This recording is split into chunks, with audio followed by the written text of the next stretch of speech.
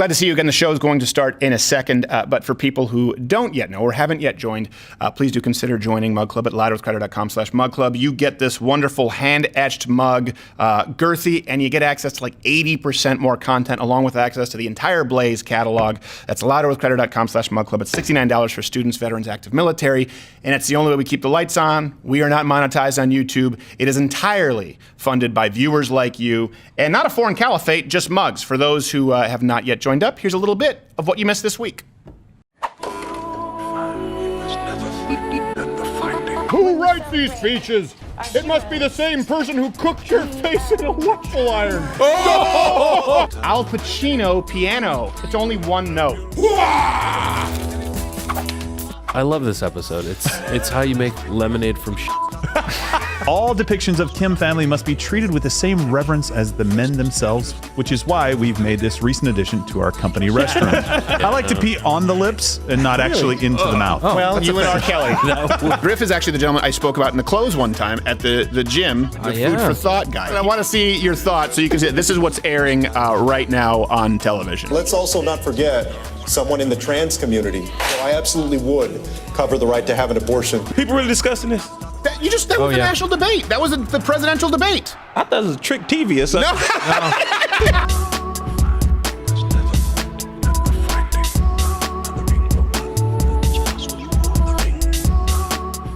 Louder with Crowder Studios, protected exclusively by Walther. And Betty.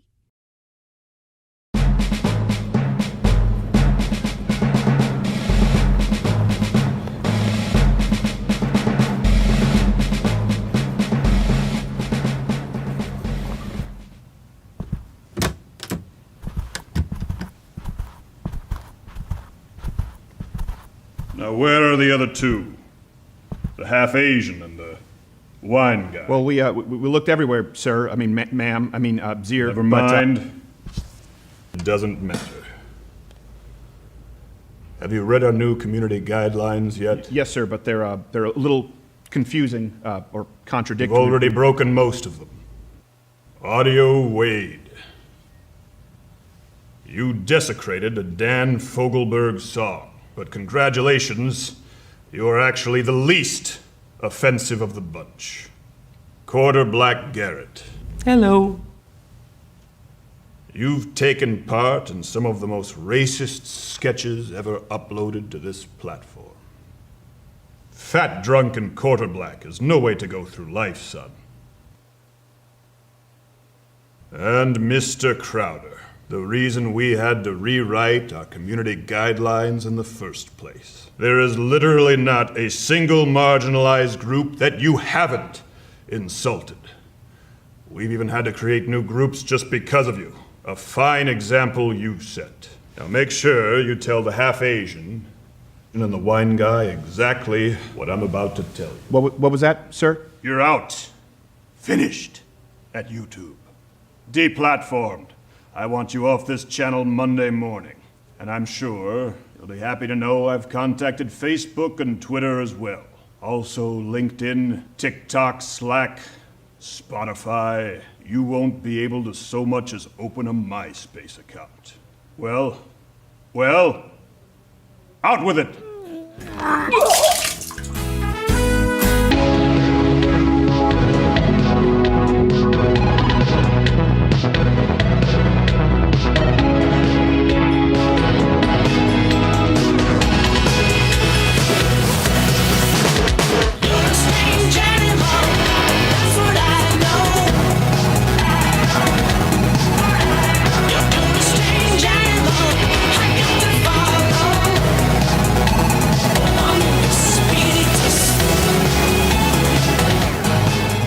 That is called me laughing behind the scenes that we introduced the show with me having my lawyer assassinated. Yeah. What a wonderful Good job. start to the show. Hey, that reminds me, guests today, we'll be talking about Pete Buttigieg, whether he's a moderate candidate or not. It's the question of the day. Right. Have you heard him referred to as a moderate candidate, Pete Buttigieg of Indiana? And do you think that there have been any truly moderate Democrats since 2000, I don't know, take your pick.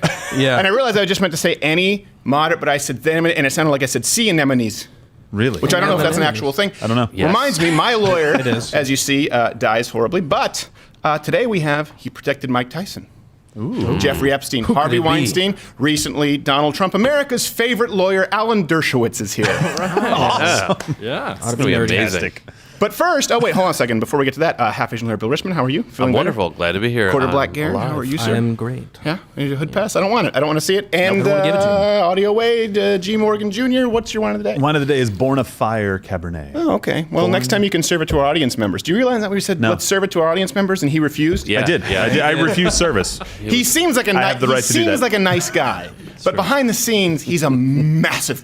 I don't serve white people, Steven. Before Sorry. we move on, we have to get to this.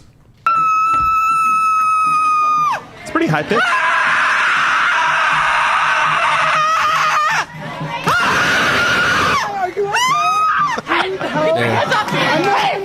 Hands up! Get your hands off her! Get your hands off me! Get your For those listening on audio, I'm sorry, but I knew that was the anti-Trump That's rough. protester. That's what people. But I knew it looked familiar. Yeah. He's a fool, 'cause nothing compares.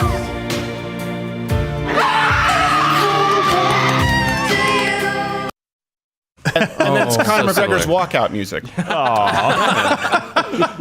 Feels like the voice is going to be really hurting. I just you Really can't hurting even the next say in 2020 like, hey, don't just scream out haphazardly. Why? Because it's not how adults act. He's like a toddler. You're an Oh, adult. that's awesome. I love The it. emotional. You're not dropping control. your Irish folk song influenced single. Okay.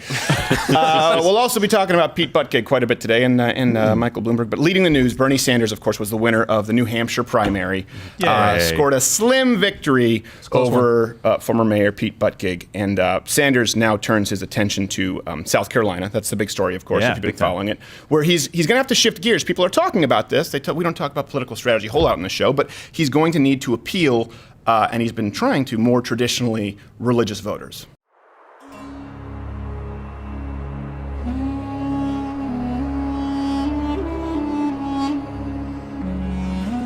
Hey, Christ, what you doing? I'm fasting, Bernie.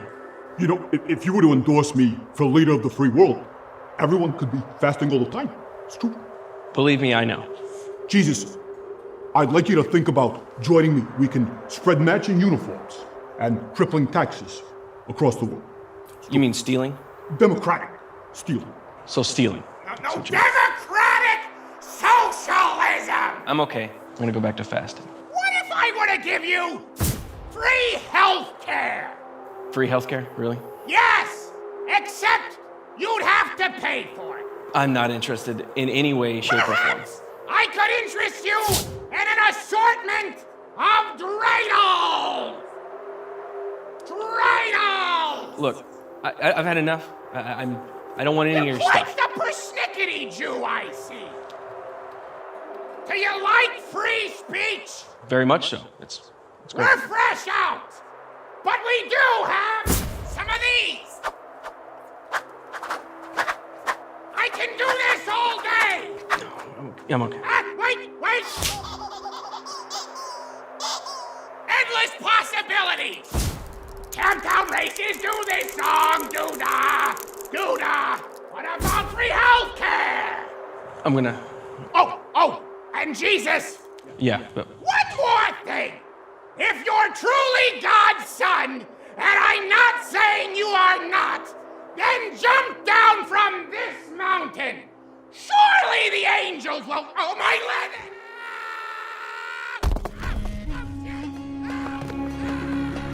The Son of Man rigging it against Bernie. That's true. That's, everybody's against him. The Lamb of God clearly has a Klobuchar bent. Yes, taking no sides. doubt. No That doubt. ending really got me. Amy. Also, by the way, some sad news to I apologize for this program. Alan Dershowitz after this, America's favorite lawyer. yes. There you go. Yes. Sad news, actually. An endangered wolf that walked 8,700 miles to find a mate, and love has died. This comes from The Guardian.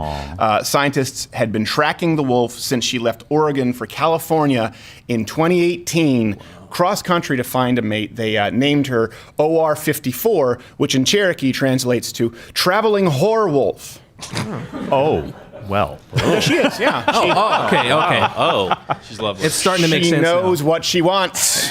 Did she get lost on the way? 8,700 miles from Oregon to California? It's No, like she's just a filthy wolf slut. So, okay.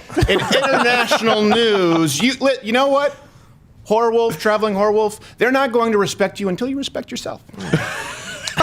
You just have to be yourself. It's enough. It's enough. In international news, by the way, the Swiss, they don't make the news a whole lot, but they voted to penalize public homophobia. Now, that's going to be a new law. It wasn't before. Now they are protected, which is actually great news for Switzerland's #1 favorite hot cocoa brand, Swiss Miss Fucker. So that is, My gosh. Oh, it's delicious. The offshoot brand. Convenient. Is that alkali processed cocoa? I don't touch it unless it is. I don't think it is. I'm a cacao fan, really. Oh, good Lord. And you know what the difference is? Nothing. It means I'm an asshole. I just say cacao because I want to have the conversation where you say, what do you mean, cocoa? I say, no, cacao. And then I explain to you the different processing. It just means you should walk along your merry way and avoid me at a party. Yes, that's true. Agreed. I do Walk that. away. I do that anyway. I also pay too much for groceries. So a man was, in another news, he was arrested for trying to pay a prostitute with a hamburger. This comes from Newsweek. And it may, been a good hamburger. it may seem out of the ordinary to some trying to pay for sex with a hamburger, but it's actually surprisingly and increasingly common. It happens quite a bit. So when you, my gosh. Wow. Yes. Okay. Oh, hey. Why McDonald's hamburgers? don't even get me started on the Burger King Kids Club. Oh. It's not a club you want to be a part of. No, it is trafficking. not. For people who listen to audio, going, what is this? It makes no sense. Well, and also for those listening on audio, do you remember Grimace? Can I also? It's kind of central. Interest you. For those listening on audio, you're listening to a TV show. Yes, effectively. But we still want you there. Yes. We do. We Don't love hate you. on And the audio remember, the listeners. key takeaway here is that Gerald is an ungenerous. Yep. That's it. He's Gerald the only needs wine some guy. Grimace love. Yes, he does. What do you use? Do you Grimace love. pay with McDoubles? No, I pay with wine. Do you pay with wine? Yes. Oh, okay, good. Just about everything. Good. Yeah, I just boxed him into a corner because I know his wife is watching. I didn't say I paid for sex with wine. No. Wait. Just companionship. Yeah. Gerald's like, I just need you to come a over here little and hold me. No. Nuzzle me, you large. Muzzle purple- me. Nuzzle. Nuzzle? I don't even need to host this. I'm just going to let you two go. I know, thank you. Hey, by the way, another story proving once again that internet is not real life. Andrew Yang dropped out of the presidential race. Oh, cousin. Yeah. Man, you were doing so good. Your parents were almost proud. Yeah, man. Game, almost. bro. I just thought, actually, when I saw the story, I thought it was a new Hallmark film with Dean Cain. Yeah, that's what I was under the fault. But, it could be. It absolutely really could easily be. could be. Andrew Yang told supporters, I'm not someone who wants to take people's time and dedication if I don't think we have a chance to win. So everyone here, listen, obviously we look at these people as worthy competitors. Everyone here wishes Mr. Yang well in his future endeavors. Of course, no ill will. But for Andrew and the Yang gang, it's time to close. Mr. Yang, your signature policy is to give every adult in the United States $1,000 a month, no questions asked. That's right. I think that's like $3.2 trillion a year. How would you do that? Sorry? Time to close. Endings and beginnings are ending and beginning now. Time to close. It's time to go to places where you go to place yourself. Pizza guy. I want that pizza. I know that it's time for things to close. I know that it's time for things to close. You are getting. I know that it's time for things to close. Things to close. This opening is complete. Who's next? Get out of here.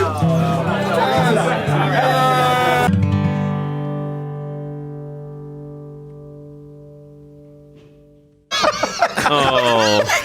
Guys, step in. Please, no. The presidential candidate shouldn't be doing Jello shots. Sir, Andrew's all-white lawyer was like, "Yeah, I'm going to need you to stop." I wish that I loved anything as much as Andrew Yang loved running for president. Oh man, he's a good guy. I'm gonna miss He him. had a good time with it. Great spirit. Also, by the way, Tom Steyer dropped out. Who? Time to You called me. You told me. All right, let's not do I don't want to get in the middle. I just want to say hi, Bernie. Yeah, good. Okay. That was Tom Steyer. Oh wow. We all have different highlight reels. Okay? Actually, Tom Steyer didn't drop out. That was actually Michael Bennett. Yeah. So. Oh wow. Well, when to say hi. when I tell the story, it's Tom Steyer. Who knows? By the time this runs in a delay, so there's a 90% chance he too will drop out. That's a good point. Yeah. I Hey, is agree. Hickenlooper dead?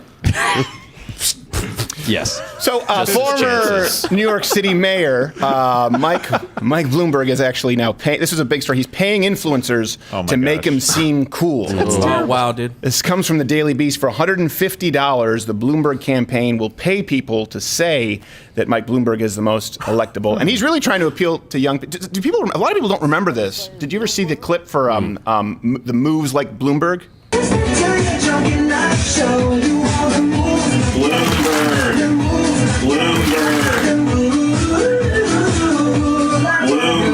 It's like that Simpsons episode where it's "Please welcome Counselor Black." Yeah, exactly. It hurts. Yippee-ki-yay, The lack Mr. of Falcon. self-awareness. The guy, listen, Michael Bloomberg, he really just wants the millennial vote, and it's not been working out well for him. We understand what he's. Did somebody say Bloomberg? Oh no. I don't think we did. Oh. Look, if you only had one Bloomberg. Nope, that's enough. One That's enough. I don't want this to happen on my Nope. show. Get off. No. Leave. Nope. That's enough. Nope. Leave the $150 on the desk. Okay. Jeez. Got to get paid. I don't even care about his politics or the weird face. It's just, it's lazy writing. I thought you were going to say hi. Who only has one Bloomberg? That's true. Bloomberg. You're just trying to write it backwards. I love it. I don't. A Louisiana man, by the way. We're going to be talking about Pete Buttigieg and Alan Dershowitz. Spoiler alert. Again, do you think Pete Buttigieg is a moderate candidate? That's how they're trying to sell him right now. I do not agree. A Louisiana man, in other news, he's been arrested and charged for burning down 3 historically black churches. This comes from NPR. He pled guilty to all counts and was sentenced to 5 years in a historically black prison. It's not going to go well. Yeah. Finally, My Little Pony. I think it's more funny to me because it's the theater of the mind. Yeah. What you imagine? Yeah. Rape. So finally, My Little Pony, which I wouldn't wish on my worst enemy, except that guy. My Little Pony and Transformers have announced a crossover now. This comes from comicbook.com because it's a slow news week, so we keep it in the legitimate news source. Twilight Sparkle teams up with Optimus Prime to overcome malevolent magic and machinery. The new series will be aptly called Trans Ponies, and they actually have already signed the merchant. We know this; it's all about merchandising. They've signed the merchandising deal already, and we have an exclusive first look.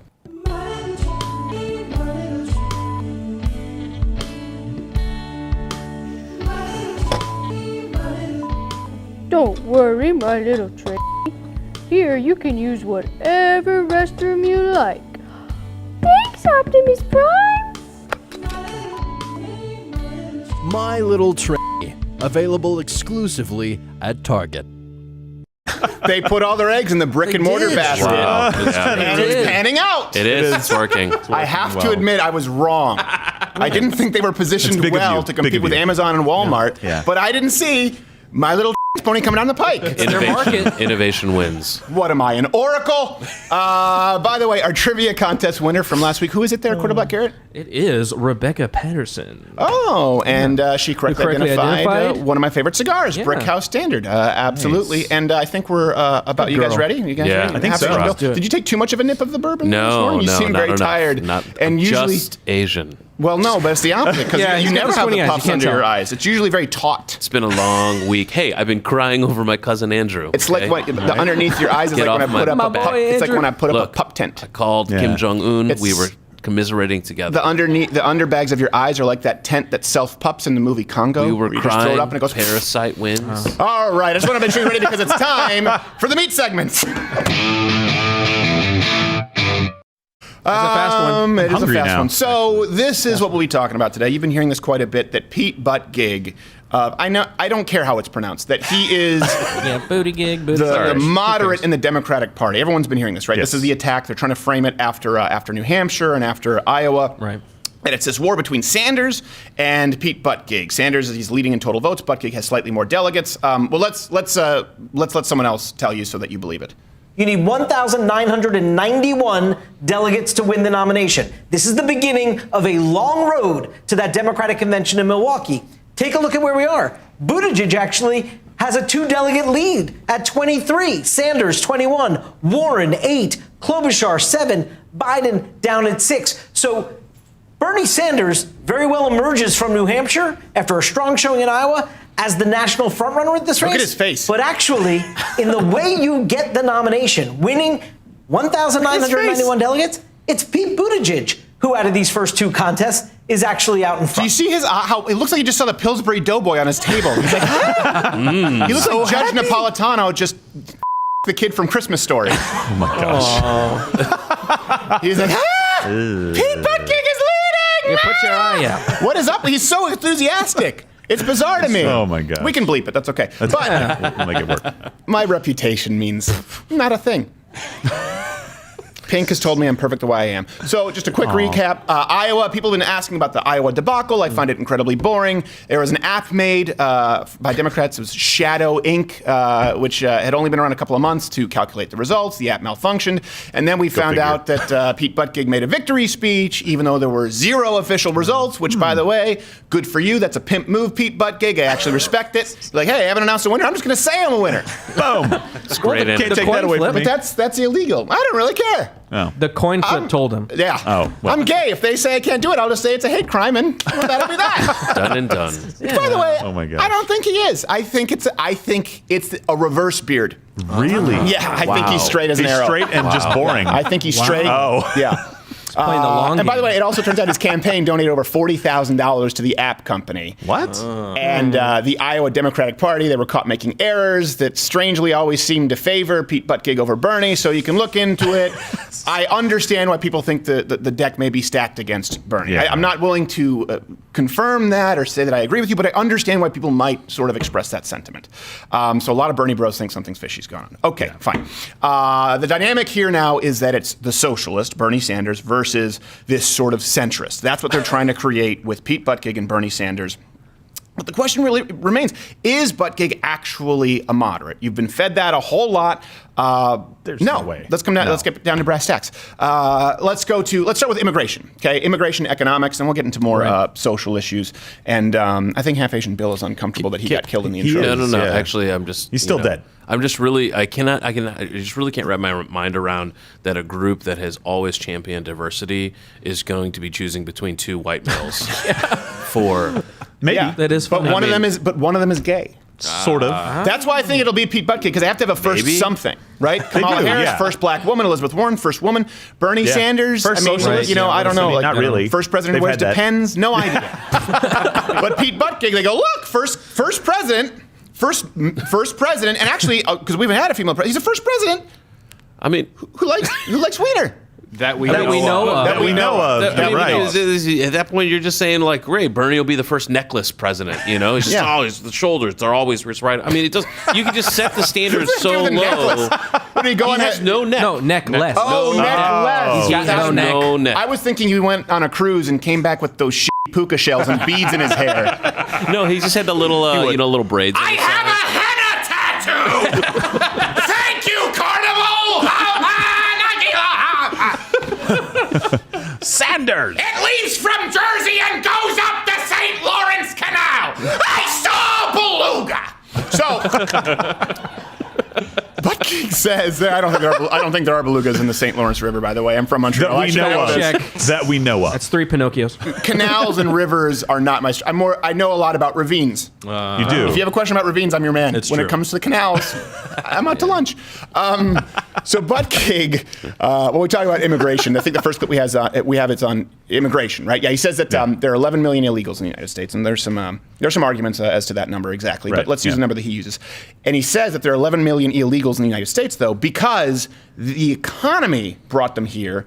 And then he also clarifies that, or extrapolates, that the mission of ICE is illegal. There you go. The reason we have 11 million undocumented immigrants is because our economy needed 11 million more people than our system was prepared to admit. What? So another thing we got to do when we do that reform is set it up so that in the future you can review every couple of years how many work-based visas we need to keep our economy going. When our immigration authorities are given an inhumane and, in my view, in many ways, illegal set of policies to carry out. Okay, let's clarify what ICE's purpose is, okay? It is to protect America from the cross-border crime and illegal immigration that threaten national security and public safety. So no, Pete, it's not illegal. They're quite literally enforcing the most basic duty of the United States government in ensuring the safety of our borders from people who could potentially break the law and can't be tracked. And the reason that ICE is necessary, and I know that there are a lot of people at the Young Turks and Samantha Bee who say it's a criminal enterprise, they want you to think that it's the Corleones. They're saying, there should be no ICE. It's criminal. We already have a police force. But the reason ICE exists is because there are still illegal immigrants. There used to be in record numbers. Now it's been decreasing. Thank you, Donald Trump. Make America great. I appreciate it. I was wrong. Didn't think you would win. 2020 is going to be a landslide. Please come on the show. My point is... That was a lot. My point here is... There is a reason that they exist, that they are necessary, and it's because the job wasn't being done. And we'll get to... There are some more reasons as to why that is, Pete Buttigieg. Take a guess. It involves you. First, hit the notification bell if you're watching this on YouTube, or leave a review if you're listening on iTunes, and do consider joining Mug Club, loudofcrowder.com/Mug Club. You get an entire show every day and access to the whole Blaze catalog, along with some additional content from Gerald and Bill and Dave Rubin. Ooh. You know what? I respect Dave Rubin because he doesn't side with Pete Buttigieg. It'd be very easy to, have a conclave of the gays. Right. Well, yes. And they'd be sending out pink smoke. Is it a coven? That's awesome. We'll get back to immigration, but let's move on to healthcare, because a lot of people say, well, he's moderate because he's not a radical. Here's the thing. When you're comparing Pete Buttigieg to a radical socialist who spent his honeymoon in the USSR, he spent his honeymoon in the Zangief level. True story. And loved it. I just want to make clear.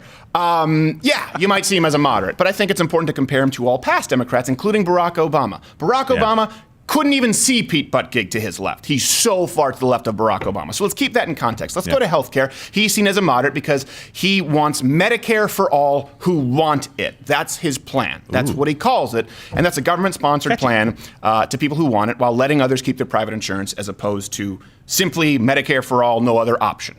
Like Bernie Sanders. So this is really, to be clear, people don't necessarily understand. They say, well, this seems more moderate than Bernie Sanders. Okay, sure, it's a public option, just like Obamacare, but to a far more extreme degree. Let me explain. If you don't enroll in the insurance plan, the Medicare for all, for those who want it, according to Pete Buttigieg, instead of just being fined $695, I think that's what it was, right, under Obamacare? Under Obamacare, $600, $700, I don't remember exactly. Instead of that, you'll be automatically registered, if you don't have insurance, in the government program, and you could retroactively owe as much as $7,000 in premiums at the end of the year, even though you never used the insurance. Oh my gosh. So it's like, for all who want it, and if you don't want it, well, you're going to pay $7,000 anyway. Well, I thought you said if I want it. Yeah, but then I realized, oops.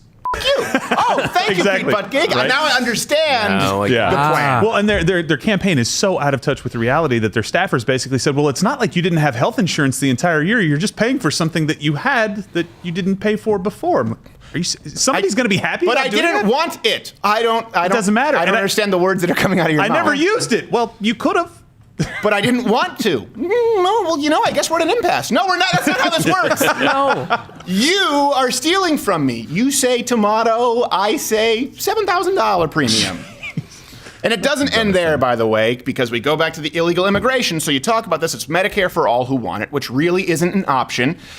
He wants to extend the government-funded insurance to everyone, including illegal immigrants. Here you go. And for people listening on audio, I'll help translate. He's talking about health care to everyone in the country, to allegedly an illegal immigrant. She's saying, como dice, free shit.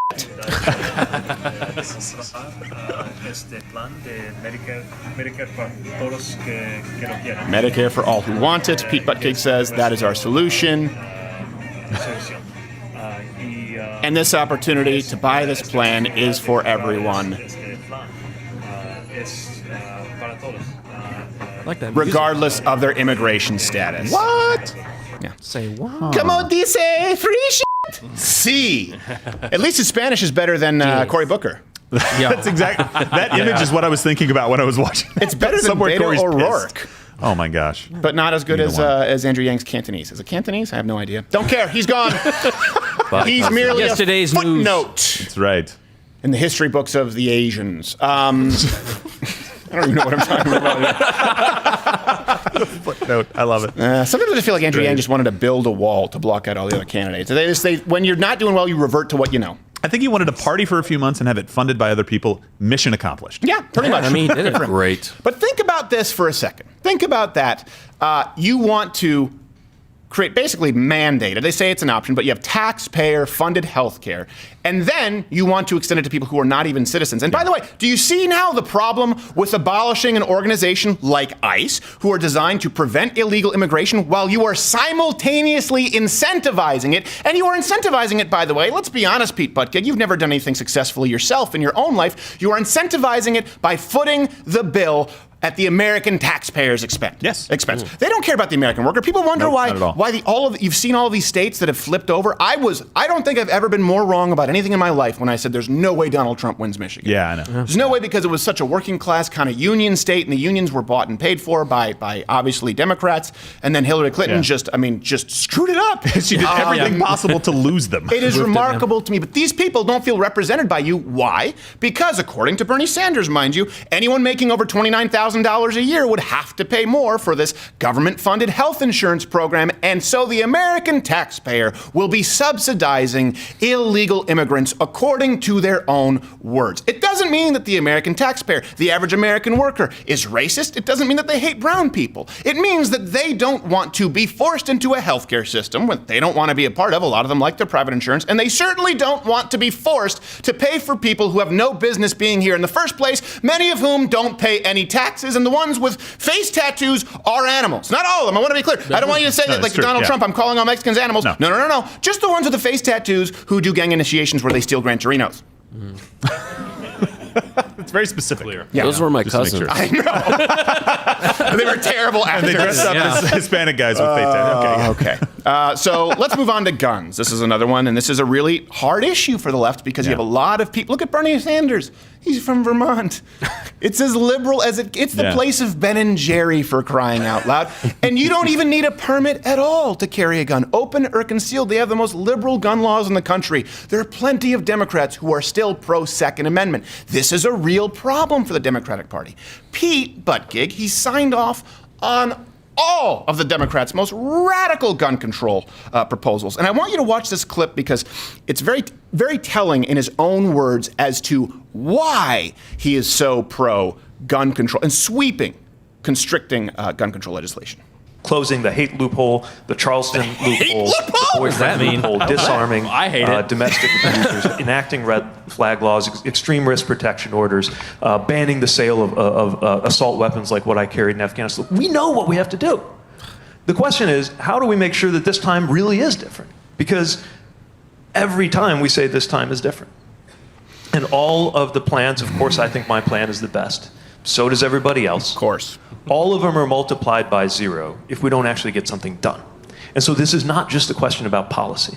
This is a question about power. There it is. It's a question about power. Yeah. That's what it is. It's not about policy. It's a question about power. Because what would be more empowering to a bloated, bureaucratic federal government than removing your ability to say no at some point down the line? That's really what the Second Amendment is. People don't understand. They talk about a war.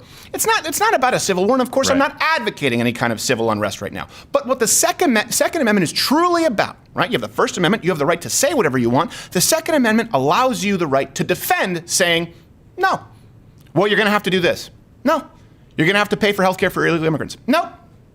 That's what the Second Amendment is not. Or you're going to have to be enslaved. Take your pick. Name any corrupt government throughout the history of man. We act like we're somehow beyond this. Right, yeah. We act like we're somehow beyond it. Slavery goes on across the world. You have people across the modern Western world who are jailed for jokes. Yeah. The Second Amendment allows you to say, hey, we're going to take you to prison because you made a joke. No. That's the express purpose of the Second Amendment. That's why they talk about it being about power. Something else that I think is important here, the hate loophole. It's sort of, wait, but no, actually, before that, he said, like weapons I took into war. He was in the military. Can you point me to any soldier who's gone into battle with an AR-15 ever? Ever. You're a shooter there, half Asian builders. Do they carry AR-15s? No, they're carrying M16s. They're carrying maybe they're carrying an different M4, maybe they're carrying an M60, but they're all carrying automatic or burst, which are outside of the AR-15. Exactly, and that's pretty important because they try to say, well, the AR-15 is it's the same chassis as an M16, only it doesn't have the automatic or burst. That's the whole point. One is a gun where you pull a trigger and a bullet comes out like all guns. The other is a machine gun, effectively. I have 2 Walther PPQs, okay? One of them fires 9mm, one of them fires 40 Smith & Wesson. I have 3, sorry. Then one fires 22 for plinking in practice. It's not the same firearm. Just because it looks the same, that is the least relevant piece of information as it relates to a firearm. So I want people to think about this particular point. Yes, I want them to think. There's always this question of saying, well, isn't more today we're having more mass murders, we're having more problem with these guns, but before the automatic weapons ban was passed, before the assault weapons ban was passed, before we got into a society that cared less about conservative principles and more about cultural and moral relativism, they all agree there was less mass murders, less mass shootings back then. So we have more laws, we have more restrictions. So is the difference not the amount of guns that we have or the amount of people with guns? It's the question of who's behind the gun and who's actually pulling the trigger. And that's never addressed in that entire list that he gave you about how do we prevent these kinds of I understand tragedies. that's more of a philosophical exercise because the truth is they're lying. There isn't increased crime. Well, right. Yeah. But even if you assume their argument, that it's true, it falls apart once you get past the surface of it. Right. No, you're absolutely right. Okay. And the other thing, and I want you to come in on this, the hate loophole. Well, hold on a second. And here's something. These people do this a lot because, like you said, they're in positions of power, right? And they want you in the dark as much as possible. That's not a conspiracy. When he says hate loophole, this is the first I've heard of it. This is what I do for a living. Oh. What the hell is hate loophole? You don't know about that? I don't know about the hate loophole. Yeah, absolutely. It's amazing. Really? It's the one that says that if you have a race card or a gender card, you can use that to say everyone else hates. Oh! Yeah. That's why you don't know about it, Whitey. Sorry. Right. Yeah, bro. Whitey. You're not in the group. What they collect a hate crime check. Used it. I'm allowed to tell people to hate you because of your race and your religion because of the way I look. That's textbook usage. You're 50% it was great. white. It was excellent. He's not 50% white. Would you 23andMe him? Yeah. You have no idea. I did. How dare you, Gerald, question his genetics. race? I dare. So, by the way, in case you missed It's in his name. Democrats have been trying to pass these bills, the hate loophole, when I looked into it a little more, that would make it illegal to own or purchase a firearm if you've been convicted of a misdemeanor hate crime. So that's important because right now if you're convicted of a violent crime or an actual felony, obviously you cannot purchase a firearm. We already have those laws. What is a misdemeanor hate crime? What would you have to do to get charged with it? Okay, so here's a specific example in looking it up. There were these students at a University of Connecticut. Okay. They were goofing off, and by the way, not condoning these actions, so let's be clear. Of course. They were yelling increasingly offensive words back and forth. It was like, you remember the penis game when you were a kid? Right. Yes. You said penis. Penis. Ha. Penis. Penis. Penis! It's not really a challenge because I'm a host, and so no one here is going to blame me. But that was a game we used to play. I know women are saying, well, what did you used to play? We're very stupid. We played a circle game where someone looks at a circle. For some reason, I'm allowed to hit him. Yes. Right. Everybody agrees to the rules. Unless you get your finger through the hole. I'm in the Klan, apparently, right? It's one of those two. One of those two. And then we used to play the penis game as a kid, which is where you would have to say penis increasingly louder in a public space to see, who would be more readily charged with a sex crime. That was effectively the game. At stake was your permanent record. So the kids were doing this, but they were doing a variation, from what I understand, offensive words back and forth. Some other students filmed them saying the N-word. Again, not saying you should yell the N-word, of course not. They were charged with a misdemeanor hate crime. So just saying a slur, not even at anyone, and you could lose your Second Amendment rights, your God-given right to protect your house and home. Imagine that. When you're a kid, and by the way, penis could also, the penis game, comment below if you've ever played the penis game, okay? I'm not saying this to try and be shocking. It was a very common game in high school. Let me know if you've played it, because now that could be a hate crime if you say it around someone who's gender fluid, and they could be really upset. And then, triggered. 20 years down the line, oh, there's a robber at your house, and you don't have your 357 next to your bedside because you mentioned male genitalia across the bathroom from someone who had male genitalia but claimed they were a woman. Thanks, Pete Buttigieg. Exactly. I appreciate it. Exactly. And we could all be found guilty of that crime just by singing our favorite rap song. We've gone through this with all those different words. Like, just saying the word itself is what you're saying is wrong here. By the way, we've said this so many times. There is no such thing as hate speech. There is no such thing as a hate crime. I don't tend to commit crime in a loving manner. The penalty shouldn't be different because I thought about you differently in my head when I killed you. The end result is that you're dead. And I do recommend you look up the hate loophole and see the cases that they actually make. It is startling that they believe people on the left believe that folks should lose their Second Amendment rights. And one of the interesting things, when we were going through that story, notice how it was unstated what the skin color was of the people who filmed. Yeah, exactly. It was because think about it. If the skin color had been anything other than white, or most certainly had been African American or black, it would have been no story. There would have been no story. It would have been simply, oh, that's certainly okay. So again, it's not just the words that they're being said, it's who's saying them and the outer characteristics of them. Again, judging by skin color and not by content. So it's not the words themselves, it's who's saying the words. Well, I think a lot of people don't know this, where it's like, oh, we need background checks. Okay, this is why we used to do the hashtag gift a gun, we should bring it back. Anyone who's ever purchased a firearm legally knows you get a background check. Yeah, every time. That's what happens. I just watched some film. I don't remember what it was. It's that show Messiah. Terrible show, by the way, on Netflix. And the guy goes in to buy a gun, and he just goes, yes, I would like to buy a gun. And he gives him a fake ID where it clearly doesn't look like him. And the guy goes, fine to me. And he just hands him a bunch of ammo and a gun. Like, that's not how. That's not what happens. You're usually there for a half hour. You have to check a bunch of boxes. For some reason, you have to check Caucasian as well as not Latino, which is weird to me. I don't get that one.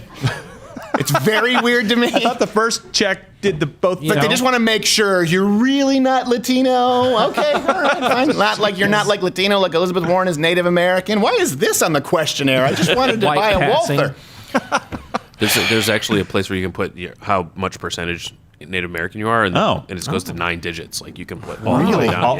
It has crazy. to. It's like pi. Decimal point and then a lot of. That's Darren Aronofsky's next film. It's a sequel. Climate change. Let's go to climate change. Pete Buttigieg, this is so funny to me. He supported AOC's Green New Deal. We're gonna get the wiki now. Which I don't even know how. If you can go back and watch that video where I read the entire Green New Deal on camera. It's 6 pages. Like if you bought a used car, your Carfax is longer than the Green New Deal. Not a lot of substance. And not only that, but Pete Buttigieg went as far to, while we're talking about the moderate, claim that the climate change was a big cause of the Syrian war, and that if you eat hamburgers or straws, you are part of the problem. Don't take my word for it. And migration crises are increasing because of things like droughts and fires that are accelerated by the problems in our climate. There's some evidence that this contributed, for example, to the Syrian civil war. I think we think about it mostly through the perspective of guilt. From using a straw to eating a burger. Am I part of the problem? Oh, really? Well, Pete, problem, because I think some folks are missing. Wow, that's every one of the things. Is his mouth ever closed? Jeez. Well, look, I think this is so stupid. What did Assad get hot? And he was like, oh, it's terribly hot over here. I need to start killing people. No, he didn't. He also forgets one very important thing. Jobs don't always equal peace. In some cultures, they do. But these guys hate us. Yeah, they're going to start. ISIS is fighting them. They're fighting. They're always going to be fighting. It's not because of the weather. Yeah. Okay. Pete Buttigieg thinks that we now have ISIS and people are being burned alive in cages because the 1.2 change Fahrenheit exacerbated Soleimani's male menopause. Yeah, exactly. That's it. Kill all the Jews. I know, not Soleimani. We get it. That's something I learned. I didn't realize that the Middle East was apparently not a desert before. Oh yeah. And then they're not used to heat. Then America caused the Middle East to become a desert because of our huge impact on the environment. Yeah. And that's what created ISIS. Well, if we did it, Greta's way, Greta's way, effectively Syria would be fern gully. They'd be growing kale and shit. Yeah, they would. It'd be great. Should I feel shame? Nothing has ever grown here aside from terrorism. That's in abundance. Collard greens are not a cultural staple for you for good reason. How dare you? We dare. We dare, sweetheart. Okay, dare. Let's go to abortion. This is another one. Again, the moderate candidate, Pete Buttigieg. Let me know what you think. Buttigieg made waves for saying that there's no place, by the way, for pro-life Democrats in the party. Yeah. So that's what people know, and they thought, well, that's kind of maybe off color. They think maybe it's a one-off. No, it's not.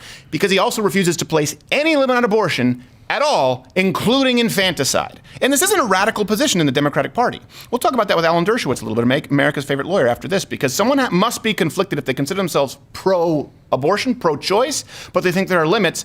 There is no place for you in the Democratic Party. It's actually far more moderate because nearly every major Republican considers there to be exceptions for rape or incest. Right. Democrats, none. Not a single candidate outside of Tulsi Gabbard would name a point where you should stop the abortion. So, before watching the clip that I'm about to show you, remember, even the pro-choice group, the Guttmacher Institute, they say that most late-term abortions, this is important, are not because of birth defects or because of health of the mother. So when Buttigieg goes on to say in this clip, like, oh, late-term abortions mean there's some kind of terrible health problem, according to his own sources, he's flat out lying. Now you see the clip.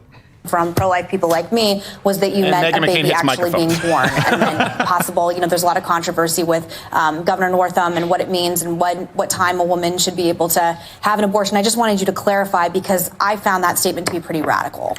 Well, I'm just pointing to the fact that different people will interpret their own moral lights and, for that matter, interpret Scripture differently. Partial birth abortion is something that was coming up in like I said, Governor Northam. It was a huge controversy when he was running for governor. Right, Pete, I think here comes a people, layup. even Democrats, and there are a lot of pro-life Democrats in the country, want to know exactly where your line is because you will be the president if you win. Right, but my point is that it shouldn't be up to a government official to draw the line. It should be up to the woman who's confronted with the choice. Invoke infanticide after a baby was born, you'd be comfortable Does anybody with that. seriously think that's what these cases are about? Think about the situation. That, yes. If this is a late-term situation, then by definition, it's one where a woman was expecting to carry the pregnancy to term. Then she gets the most perhaps devastating news of her life. We're talking about families that may have picked out a name, maybe assembling a crib, and they learn something excruciating and are faced with this terrible choice. And I don't know what to tell them morally about what they should do.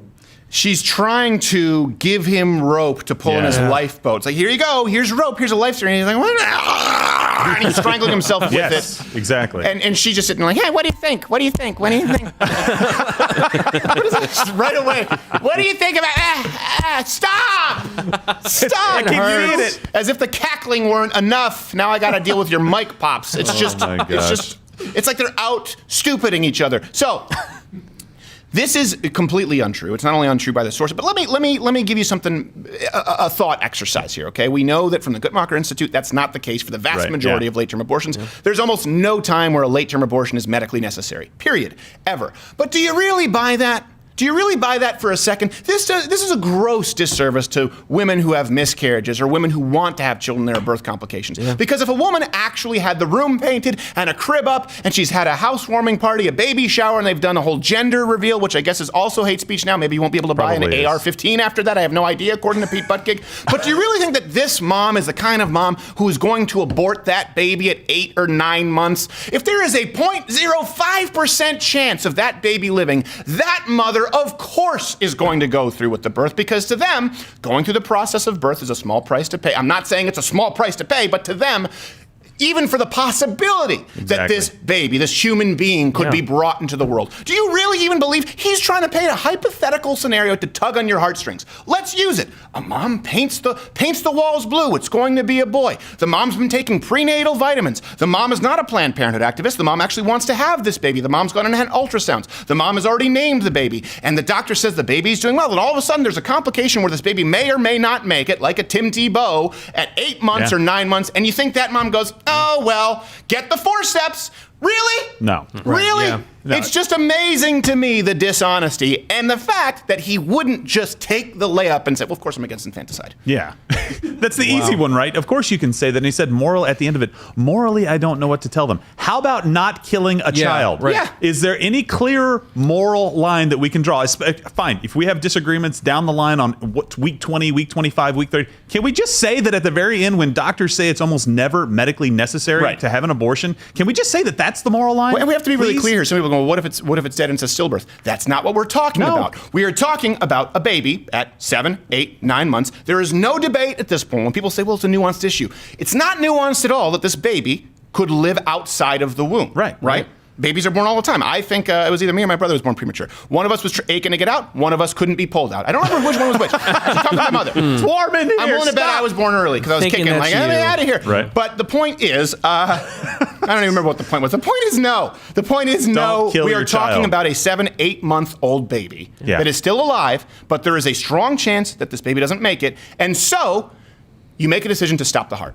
We are talking about a scenario where there's a beating heart, there's a live baby, and because there's a chance it may not make it, a doctor and a woman are stopping the heart of that 7, 8 month old baby. And the statistics, the research, according to Buttigieg's own sources, show us it is never medically necessary. That is unequivocally, it's not nuanced, that is murder. That is murder, and I believe that a doctor who willingly does that should be charged with murder. And if you happen to be in Virginia, if you make that decision and the baby comes out, we have tape of them saying this is what you should be allowed to do. You should make a decision whether you're going to let this baby live or die. That is remarkable. That's not taking it out of context. That's the full context. That's literally what he said. All right, we do have to get anything to add there, Bill? No? Yeah, so definitely Pete is a moderate. I wasn't sure. I was on the fence, but now I'm He's so fun. When people say moderate, okay, if you compare him to Bernie Sanders, again, the guy who honeymooned in the USSR, the guy who said a 90% tax rate is okay, all right, I understand it. But remember they used to say Barack Obama was sort of leading us towards socialism? Pete Buttigieg is so far to the left of Barack. He's well beyond the passing lane. He's just past the median in a ditch, okay? Pete Buttigieg is to the left of Barack Obama. He would be the furthest left president that we've ever had in the history of this country. But unfortunately, because we are comparing him now to radical leftist socialists, the guy who supports infanticide, the guy who wants mandated government health care, the guy who wants to take away semi-automatic weapons, even if you happen to have used a naughty word at some point, is seen as a moderate candidate. Pete Buttigieg, that sniveling little mouth always open at the fair worm, is being presented as a moderate candidate. Did somebody say the worm? Oh my gosh. He's back. Come on, dude. He's so relatable. Oh, okay. Wow. All right, Alan Dershowitz after this. Can someone shoot him? Yeah.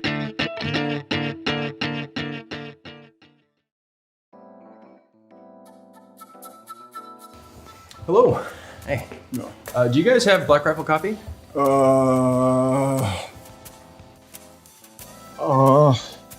I was just not the again, not today. Is that? No, I heard you. So? It's got an acidity that's nice, but it's subtle. I wouldn't say quite citrus, but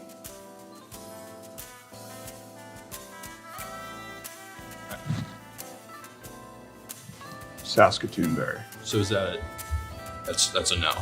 Don't. It's a no. I've heard of the coffee, but I choose not to support a brand that takes part in the military-industrial complex and the needless wars overseas that support an inherently patriarchal system that you're probably a fan of, even though you're some pencil neck chicken hawk who's never fought a day in his life, but your uncle at Thanksgiving told you, rah, rah, America, this is how we do things. Do I have that about right, Todd?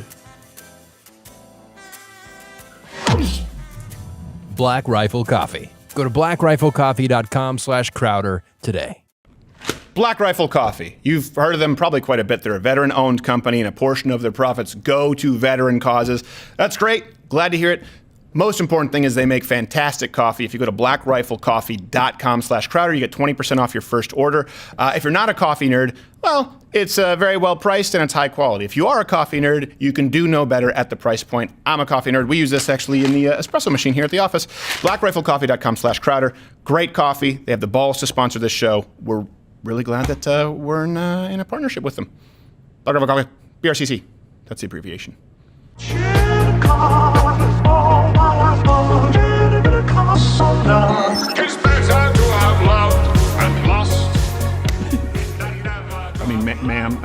Zier. Tim just walked out, and it was Tim's face, and then Brian Stelter's face. This is bizarre. He closed the door, and it was like, I'm fasting. You did it. You f***ed me up. I'm Drago! Some of these!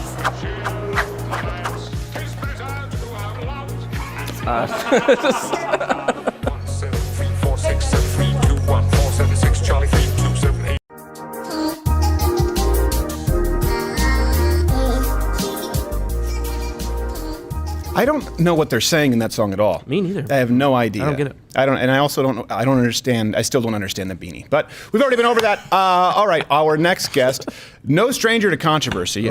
People, I feel like especially with a lot of people who might watch the show who are younger, who aren't necessarily as involved in the political process. They know the name, but they don't know everything that he sort of played a role in, a huge part of American history.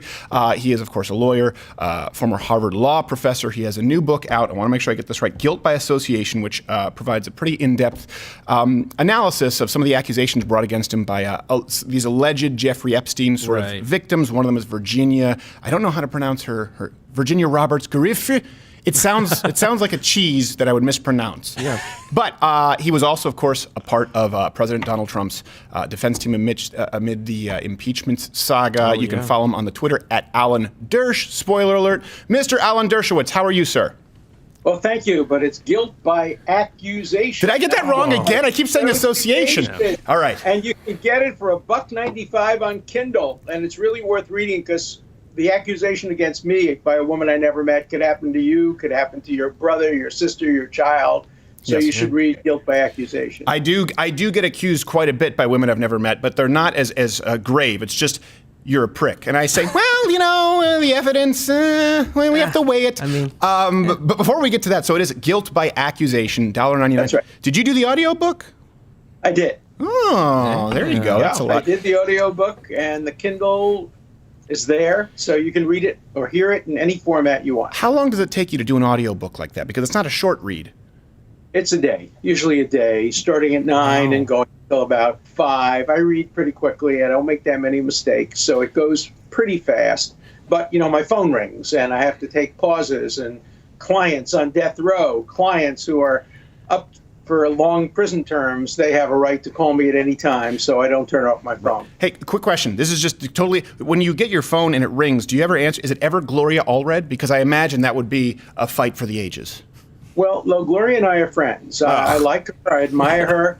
I think she does a great job when she represents people who are justly accusing other people. And she basically told me that she didn't believe the accusation against me. So I think she is one of the people who really can distinguish true accusations from false accusations. Many feminists have been on my side because they see false accusers really hurting the movement terribly. Mm-hmm. And that's what happened with my accuser. She was put up to it by her lawyers. They saw a real pot of gold at the end of the rainbow. And now I'm suing the lawyers and suing her. And I want to see her in prison because she filed false affidavits, knowing they were false affidavits. Right. And people who make false accusations against people they never met should go to prison. People who make false accusations that are matters of degree, well, I don't think I consented, maybe I did, maybe I didn't. No, they are making an honest mistake. Right. But people who deliberately and willfully sit down and say, I'm going to accuse somebody I never met because I can make a lot of money, people like that ought to go to jail. Okay, well, and I want to circle back to that. So, Gloria Allred, fair to say, in your 5 favorites on the iPhone. We get it. But let me ask you, controversial figure, obviously. You've been a lifelong liberal Democrat from what you've said on shows. I want to make sure that people are clear on that because some people confuse your defense of Trump as you being a lifelong Republican. So, as a lifelong Democrat, you opted to help defend President Trump here. Why? For people who may not necessarily know, but it is very compelling for people to hear. Mm-hmm. Look, for the same reason that I helped defend President Bill Clinton. I testified in his behalf. I consulted with his legal team. I wrote a book about it. I wrote op-eds about it. I don't believe impeachment should be used for partisan purposes. I also defended the rights of Richard Nixon. Even though I supported his impeachment, I thought he was being treated unfairly by some prosecutors, and so I jumped in to defend his rights too. For me, I always defend the Constitution. If Hillary Clinton had been elected president and she were impeached on grounds of abuse of power, I would have been there defending her as well. So as I said in my speech in front of the Senate, I'm here on behalf of a principle. I'm here because I love my country, I love the Constitution, and I don't want to see the Constitution turned into a partisan weapon in which impeachment can be used against any president when the House of Representatives is under the control of the opposite party, which is what would have happened had President Trump been removed from office. And I think there's some misconceptions here. I think the key one that we often hear is this: you're talking about a trial with no witness when they talk about the impeachment saga. Most people have no idea what went on in the House, right? Right. How many witnesses do we have when we talk about the House? Was it 17 or was it 9? Was it 17 or 18, including Schiff? I've also heard 19. But a lot of people think no witnesses ever at any point, and that's just flat out wrong. It's flat out wrong, number one. Number two, there shouldn't have been any witnesses in the Senate for a very obvious reason. There was no impeachable crime charged. Let me give you an example. Let's assume you were accused of miscegenation, having sex with a woman of the opposite race, which, of course, is a crime in many states. You'd go into court immediately and say, hey, it's unconstitutional. And they would say, but witnesses, we need witnesses. No, you don't get witnesses if you charge somebody with an unconstitutional crime. You don't get to call witnesses if you charge a president with unimpeachable, non-impeachable offenses. Right. You have to first reach the threshold. Is it an impeachable offense? If we can prove it. Then if you can prove it, you get to call witnesses. But even if you proved it, it wouldn't be an impeachable offense. Obviously, abuse of power is not an impeachable offense. Obstruction of Congress is not an impeachable offense. You don't get to call witnesses. What would constitute an legal one, not a factual one? What would constitute an impeachable offense? Because a lot of other people on the other side, well, I don't want to say other side because, again, you're a lifelong Democrat, have argued that these were impeachable offenses. I obviously don't think they are, but what would you say passes that threshold? Richard Nixon, very clearly. Richard Nixon, trying to get elected president, thought it was in the public interest to have himself elected president, obstructed justice, bribed witnesses, paid hush money, destroyed evidence. All of those things were crimes, high crimes. Perfect case for impeachment, the only case for impeachment in American history. Andrew Johnson shouldn't have been impeached, Bill Clinton shouldn't have been impeached, and Donald Trump shouldn't have been impeached. But Richard Nixon should have been impeached. Anybody who commits a high crime or a misdemeanor, anybody who commits treason or bribery should be impeached. But we haven't had cases like that in our history. But the framers rejected broad, open-ended criteria like abuse of power. 40 of our presidents have been accused of abusing their power by political opponents. Do we want to make every president subject to impeachment if the House is under the control of the opposite party? That's what I was fighting against. Right. And what would constitute, I guess, you said high crimes, misdemeanors. Would perjury constitute? Because I know we've talked about Bill Clinton, so that's why. But it has to be, that was a low crime, not a high crime. It was perjury about private life, not perjury about something that involved governance. Had he committed perjury involving governance, that would be an impeachable offense, or extortion, or a wide variety of crimes. But give me an example from history. Alexander Hamilton, when he was Secretary of Treasury and therefore subject to impeachment, had an affair with a woman. He was married and she was married. Those were both felonies under existing law with serious punishments. But he wasn't impeached. Right. And then he was extorted. And then the extortionist said, I'm going to say that you paid money to me out of Treasury funds. Had he paid the money out of Treasury funds, that would have been a high crime, but he didn't. So he wasn't impeached, and he was one of the people who wrote about impeachment during the framing generation. Right. Yeah, I do think it is important for people to look at the founding documents, look at the framers, at what they considered to be impeachable and what they specifically excluded. A lot of people don't necessarily brush up on that. You go, no, there were a lot of conversations here. There was a lot of back and forth where they said, okay, this, yes, is acceptable. That is not. And I think we fell right under the latter category here in this. And that's what the Democrats failed to understand. Right. The framers excluded maladministration, which was one of the criteria for impeachment under English law, because Madison, the father of the Constitution, said that would be too open-ended. It would turn us into a British parliamentary democracy where the president serves at the pleasure of the legislature. So he rejected that. And he rejected that. He also rejected implicitly abuse of power, obstruction of Congress, malpractice, all the vague, open-ended criteria that framers did not want to govern impeachment under the Constitution. And that's the argument I made on the floor of the Senate. Many senators agreed with me. And then, of course, the Democrats and CNN went on a rampage and claimed that I said a president can commit any crime he wants as long as he wants to be arrested, wants to be elected. Yeah. It was as if I had said the following. This is a good example. It's as if I had said the following. I don't believe this. This is false. I don't believe a president can commit any crime in order to get elected. And then CNN excluded the first part and just said a president can do anything he wants, including. Now, do you think that was deliberate? Because this is my question. It's a very different. Okay, this is a very different context here because you appear on CNN quite a bit, and they would consider themselves friendly to you for a long time. Conservatives didn't consider you. Okay, so is it awkward for you, like with Stelter and Cuomo? Like, can you still like ring them up, or are you persona non grata? Because you used to hang out there quite a bit. Pretty much persona non grata since I started defending the rights of the president, but. I have accused them deliberately and willfully of doctoring my interview. What do I mean by doctoring? Well, they edited it, but they edited it in a way to suggest the opposite of what I said. Right. I said if the president commits any crime, he can be impeached.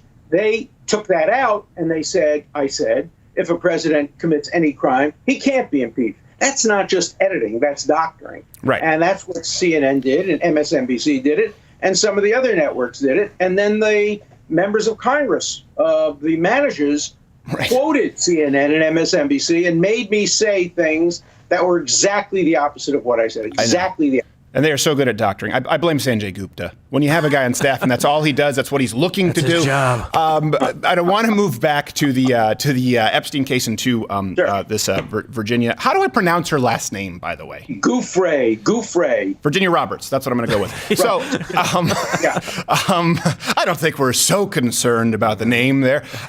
Before I move on to that, though, you did write an op-ed, in The Hill, I believe, where you talked about some of your friends at Martha's Vineyard that they've demanded now, do I have this right, trigger warnings so they can be assured to know that they won't encounter you or your ideas? Is this in the entirety of Martha's Vineyard?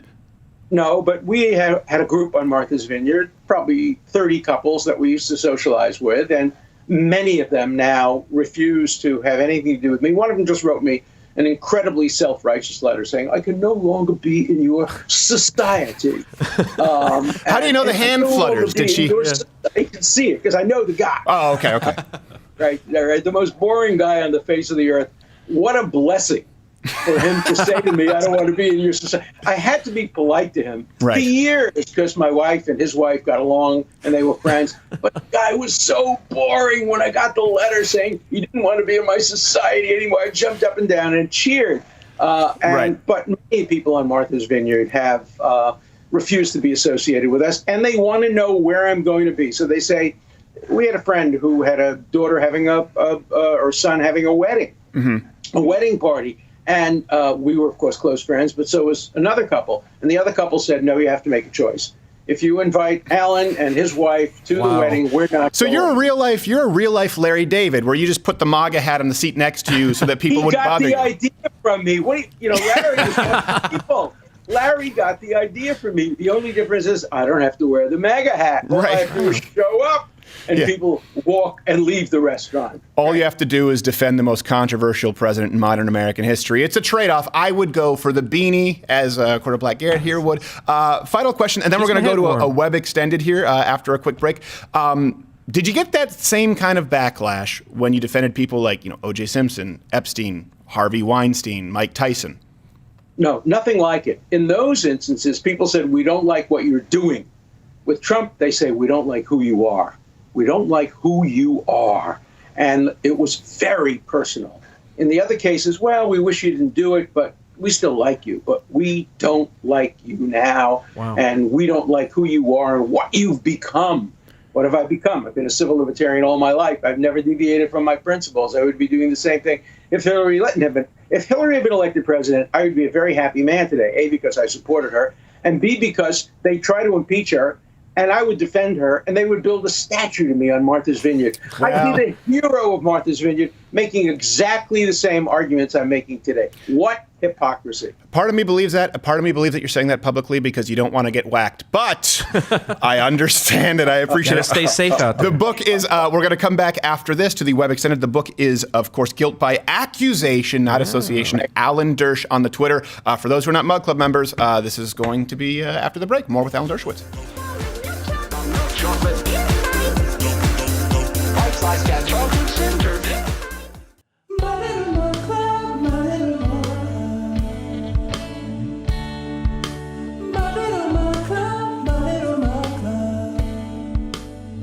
My Little Mug Club. Daily content from Louder with Crowder. $99 a year, $69 for students, veterans, and active military. I love you, My Little Mug Club. Subscribe now at louderwithcrowder.com/mug club. Louderwithcrowdershop.com is now selling baseball tees in red, blue, and ash. Get yours at louderwithcrowdershop.com today.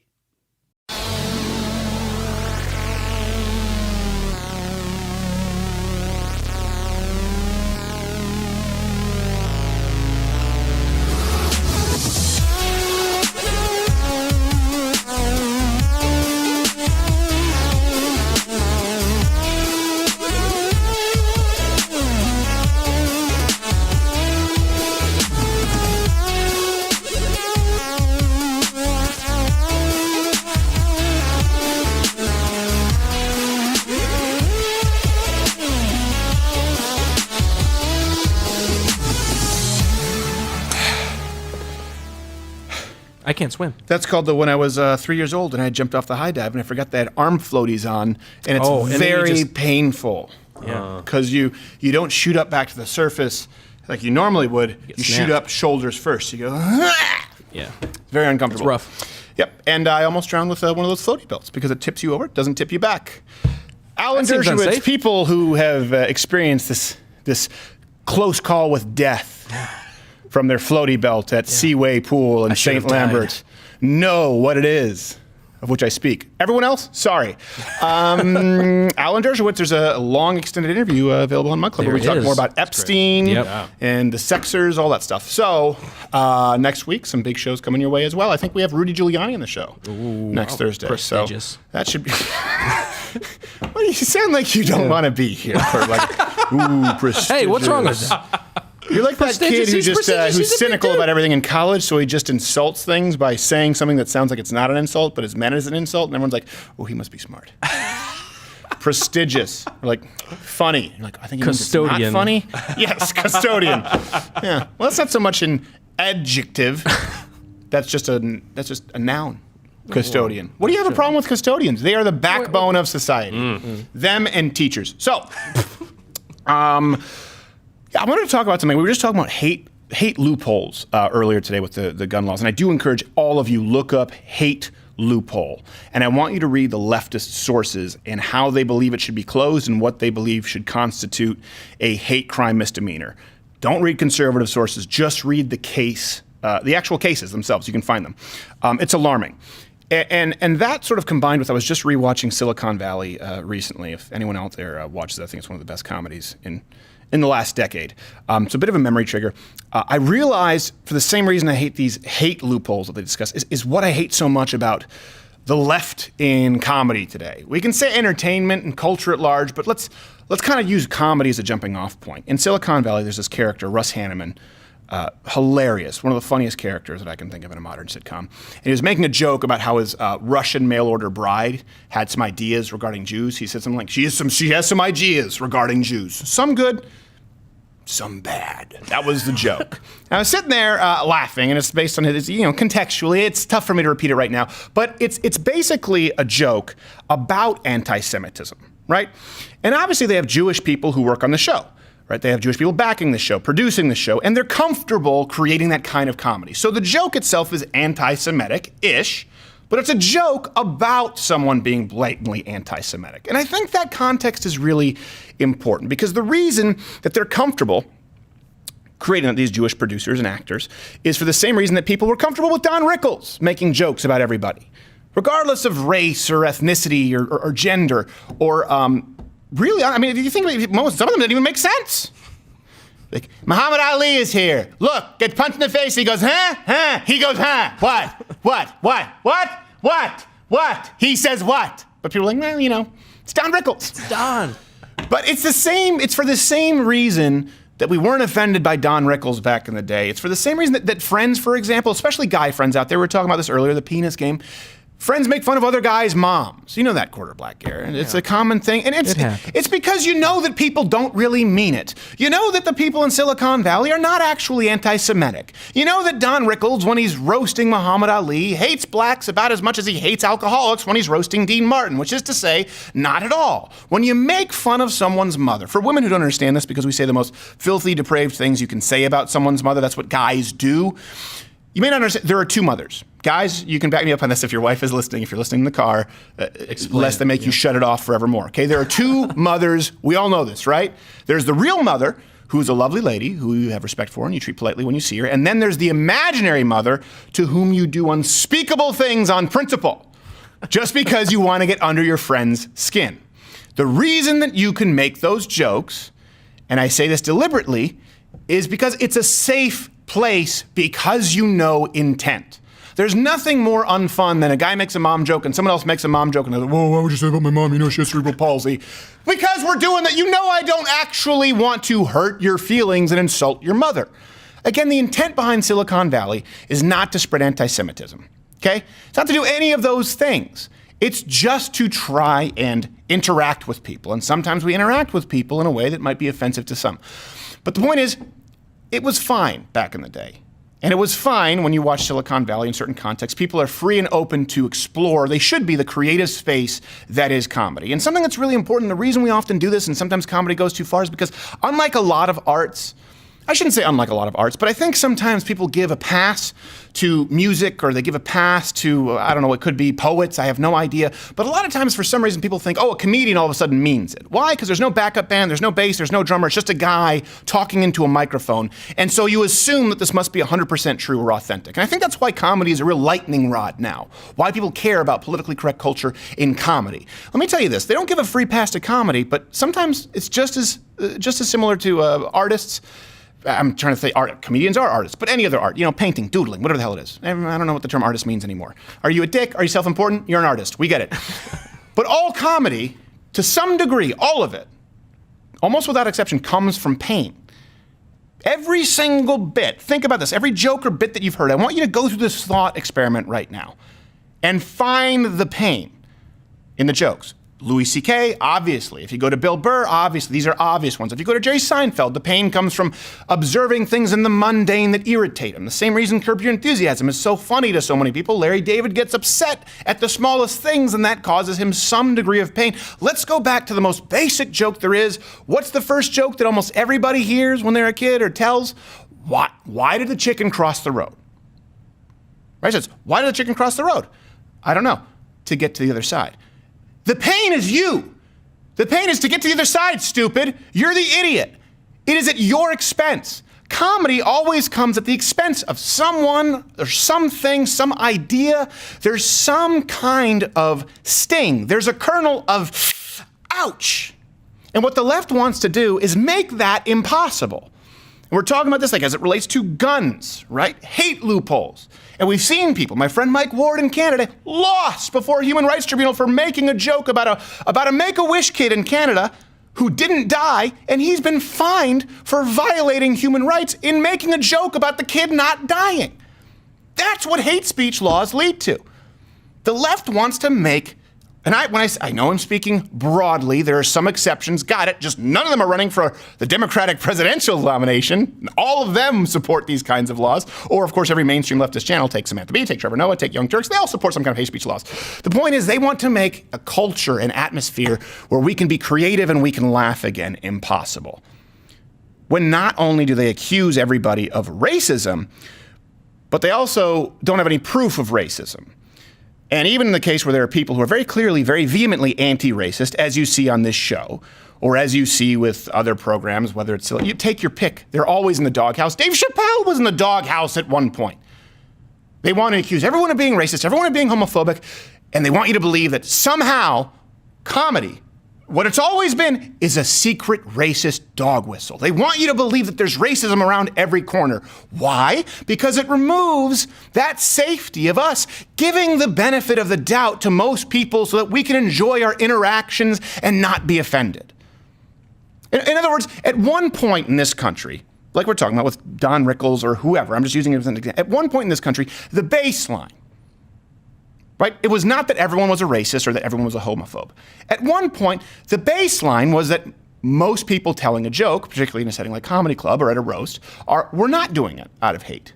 The baseline was we presumed that these are jokes. We started off, the jumping off point, these are likely generally decent people who aren't hateful. And now that's been turned into racism around every corner. Everyone is a racist or a sexist or a homophobe. And now it's, well, hold on a second, what if the guy's gay? What if the guy's black? Well, okay, now you're a transphobe. Now you're a gender fluid phobe. Now you're a phantom paraplegic phobe. The list keeps getting on. Everyone needs to check their privilege in some way. And by the way, that guy on stage at a comedy club is telling a joke regarding race. Therefore, he must be a Nazi. That is the jumping off point now. Right? You know this, right? There's a lot more racism than you think. That's what people want you to think right now, right? There's more racism than you think. There's a lot. We've just been ignorant to it. You need to be more aware. You guys need to stop it. That comedian means it. That guy making a joke with his friends, that guy making a joke about your mother means it. He's a rapist. No. And that's what happens. We remove the safety. Ironically, when we talk about safe spaces, we remove the safety in trying to create all of these safe spaces for people who are offended by everything. We've removed the benefit of the doubt from not only performers and public figures, but now, as you see, with hate loopholes, speech loopholes, and laws that are proposed and supported by current Democratic nominees, we've removed the benefit of the doubt from not only performers, but everyone in our day-to-day lives. And that's how you have leftist liberals, progressives at the dinner table with your family who get offended, and sometimes there's a disconnect. You're like, I don't even know, why are they offended? Sometimes you're not going, I know we push buttons on this show, but how many times have you recently had an interaction where someone is offended? You go, I don't even know, there's nothing offensive about there's nothing offensive about what I just said. And that happens to everyone listening out there, pretty much everyone if you're not currently running for the President of the United States on the platform of the Democratic Party. This, an example, you might have an interaction where someone might be offended. And again, what I'm talking about is a benign day-to-day interaction, not something where you're telling a joke, where you might be dancing on the line.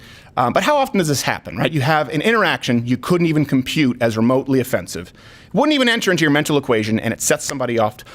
Why is there that disconnect? This is really and I've been trying to examine why it bothers me so much. This is because most of us are still living, most decent people are still living in a world where we give the general benefit of the doubt to people if they make a joke, if they express an opinion, even something that we disagree with. Right? We might just say as a conservative, well, hold on a second, what did you mean when you said that right there? And of course, the left, today, when you look at these proposed laws and you look at the cancel culture, and I think it's sort of simplified, but it really is an important point, they want to remove any benefit of the doubt, which is ironic to me. Because I think that we all believe as conservatives, and I talked about this with Dennis Prager, that human beings are flawed, selfish, sinful in nature, whereas the left wants us to believe that all people in centralized governments are inherently morally altruistic. But if everyone is inherently morally good, that's the only way socialism can work. The only way socialism can work is if Pete Buttigieg or Bernie Sanders, anyone who actually grabs those reins, is inherently good and not prone to the human condition of being selfish and sinful. If people are not all inherently morally good, right? You never trust this much of your life to a few central figureheads in the government. So the left looks at the world through a lens of everyone is basically good, but we don't. Then they also want to create an atmosphere of there's also racism, sexism, homophobia around every corner. And that's how you know that it's a political tool. You're bothered by it. I'm bothered by it. Why? It's a political tool, and a lot of us aren't able to put our finger on it. That's how you know it's being used to selectively silence voices. And what I'm concerned about here is not just that, not what leftists want you to say, because none of us really care, but the culture of self-censorship that I see emerging. I'm not talking about the First Amendment. I'm talking about something that everyone out there needs to be aware of and you can control. A culture of self-censorship is more concerning than just the First Amendment. A lot of what we run into, okay, they're really not First Amendment issues. but it's really a bully pulpit culture. People use this term cancel culture. It's not. It's a bully culture. And it's designed to create a country where everyone says, I want to make this joke, but I can't say that. Or, you know what? I actually have an opinion when it comes to affirmative action, but I can't say it. And you cover your mouth and you stay quiet. Here's what I want you to do this week. It's not so much an exercise for self-improvement. This is an exercise for societal improvement. I want everyone out there to walk forward like soldiers. And I know this will probably get me banned. Not violent soldiers. Let's be clear. Hill to die on was just allegorical. Here's what I want you to do. No more covering of your mouth. Now, granted, exception, if you're an actual racist, if you're an actual sexist, and by that I mean if you believe that people are inferior exclusively because of their race or because of their sex, and you want some kind of a white ethno-state or any ethno-state, you should probably cover your mouth a little bit more, okay? I'm not talking to you. Shut this off. I don't want you listening. But to everyone else, I want you this week to choose to no longer cover your mouth, to choose to stop walking on eggshells. Now, don't choose to offend, but if you have something that you want to say and you're worried about people reacting, I want you to check your intent. And if your intent is not malicious, say it. Say what you were going to say. Regardless of who it offends, I want you to say it. I don't want this. I want speaking. And if someone is offended, follow up. Ask them why and start a conversation. The point is, I think you will find this to be the case. Those people are fewer and further between than the media wants you to believe. So everyone else out there, if you know your intent, you know who you are, you know what you mean, I don't want you to cover your mouth. Stop with the self-censorship.